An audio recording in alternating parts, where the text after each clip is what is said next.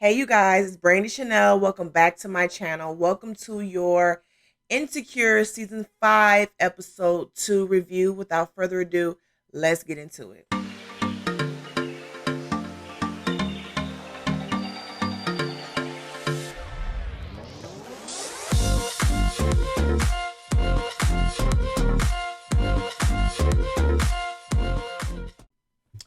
Okay, you guys, so before we get started on this review, I would like to thank Scotty by Nature for having me on his panel last night. I really had a great time. It was unexpected, but I had a great time. It was great conversation, great people, great dialogue.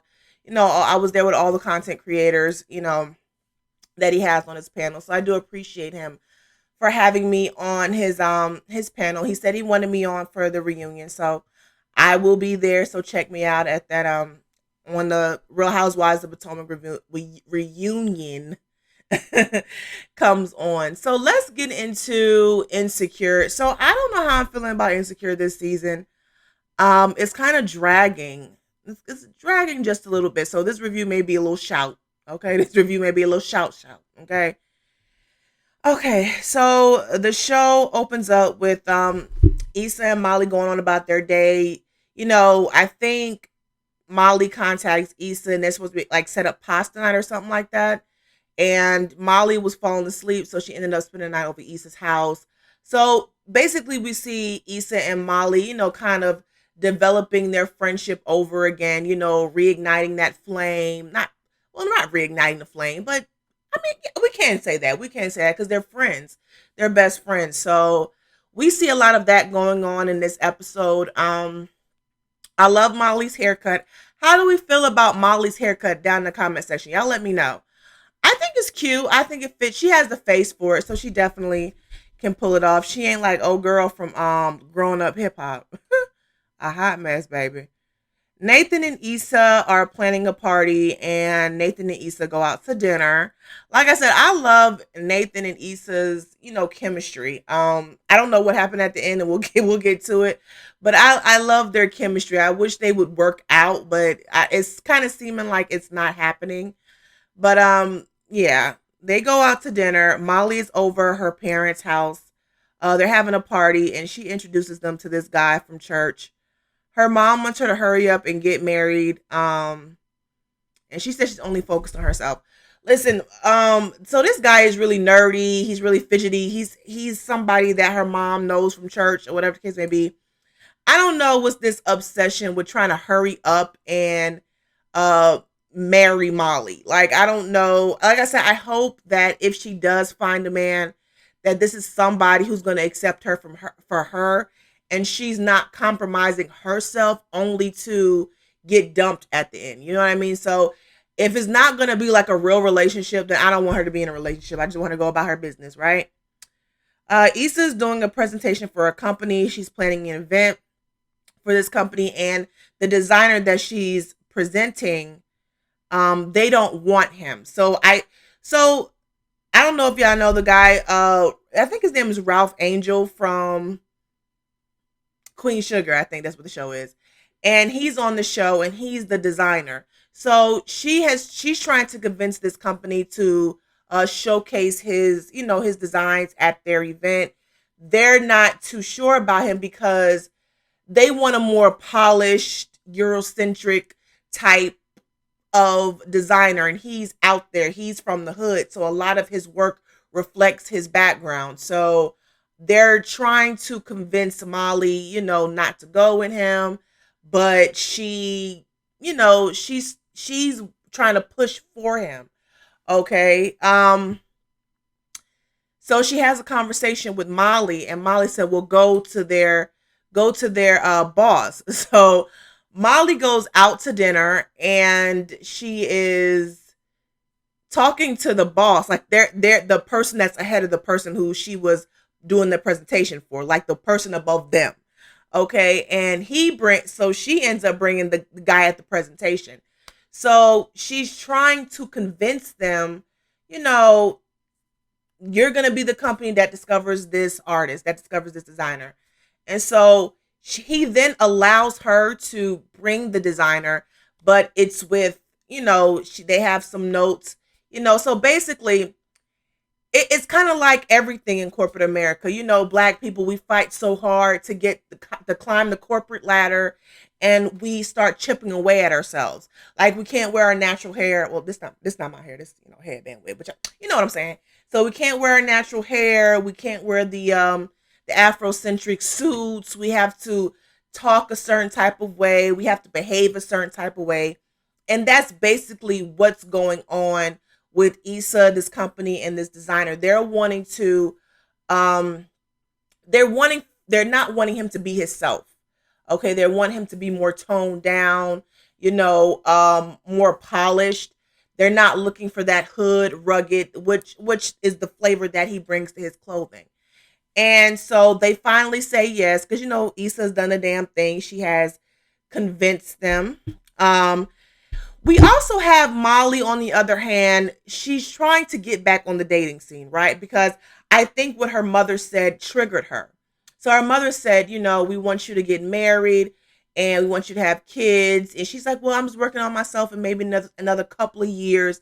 Then I can, try to get in a relationship. And then, her mom's making these digs, hopefully your father will still be around, just putting that pressure that all women, feel when they're in their 30s and they're not yet married or they're not yet have a child. When you're going to get married? When are you going to have a child? I really wish society would get away from that, because even with me, like I haven't had a kid yet. Hopefully I do have one, but it just becomes annoying at times. Like, when you're going to have a baby? When you're going to have a baby? Like, I don't know. I can't predict these things. Leave me alone. I mean, ask me about something else. Ask me about my YouTube channel. Ask me about work. Ask me about school. I'm in school getting my master's degree. Ask me about that. Leave me alone about a baby. Okay. So I completely get where she's coming from. So I think because she felt the pressure from her mother, she then goes on these dating apps, and they're asking her personal questions like, what is one thing that your last significant other will say about you? She starts flashing back all the things that these men have said about her, and they've been really negative. They ask her a question about what she wants, and she kind of leave it blank. Like, it's like she don't know what she wants. She really don't know what kind of man she wants. She really don't know, you know, everything that they've said about her has been negative, and so it's kind of like she's kind of realizing, well, maybe I need to do some self-reflection before I go into another relationship, which is what I think is the best idea. When you are in a relationship and you really try to make it work with that person, but they broke up for whatever. I just thought that Andrew breaking up with her was, I feel like he was trying to come up with a reason to break up with her. So I think she knows that too. So that's why she's like, I'm not in a hurry, but you got your mama over here pressuring you. So, she's on the dating app. She wants to date and things of that nature. I think she actually ends up going on a date. And she already, he's coming in the door. She's waving. She looks a little too anxious, and then she kind of steps back, right? So now we're with Issa. I'm so tongue tied today. I'm tired, y'all. I have not been feeling good all day. But she's Issa meets up with the designer, and the designer, I don't was he an ex-con? I don't know whether he was an ex-con or were the people hanging around him an ex-con. I don't know, but that was, yeah. I didn't really remember that. So she's telling him, there's some notes. They want you to pull this back. They want you to pull that back. They want you to pull this back. They want you to pull that back. And he's really not feeling it. Like, he's like, okay, they want me to take away my whole show. This is my show. You know what I mean? So why are they wanting me to, take this all away? This is what I created.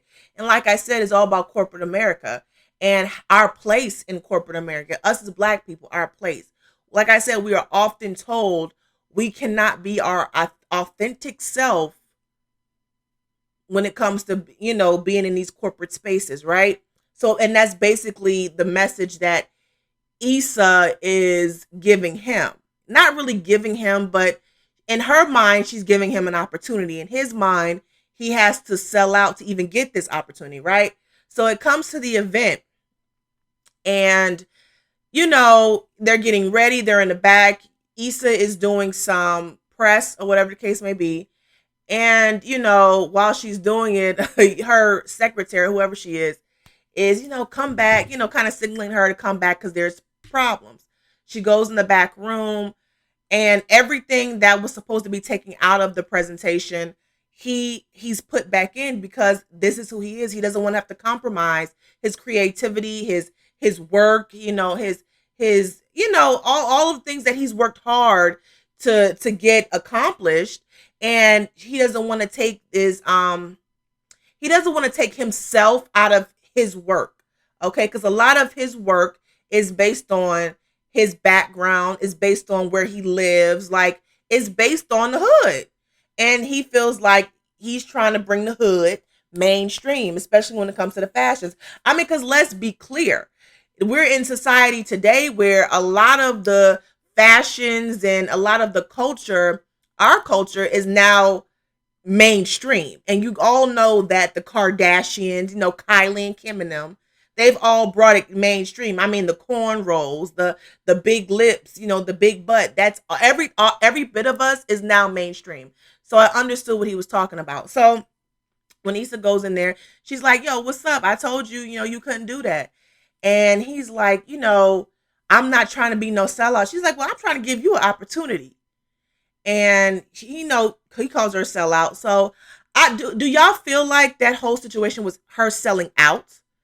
I don't feel like it was her selling out necessarily. I do feel like she was giving him an opportunity. She thought she was doing the right thing by bringing an unknown designer to this company, because she believes in him. But I think she didn't think that, his work was, I don't know. I think she thought that she was doing him a favor, and he's like, "No, you're not doing me a favor. Like, this is my work." So they end up having the show, and it was a success. It was really creative.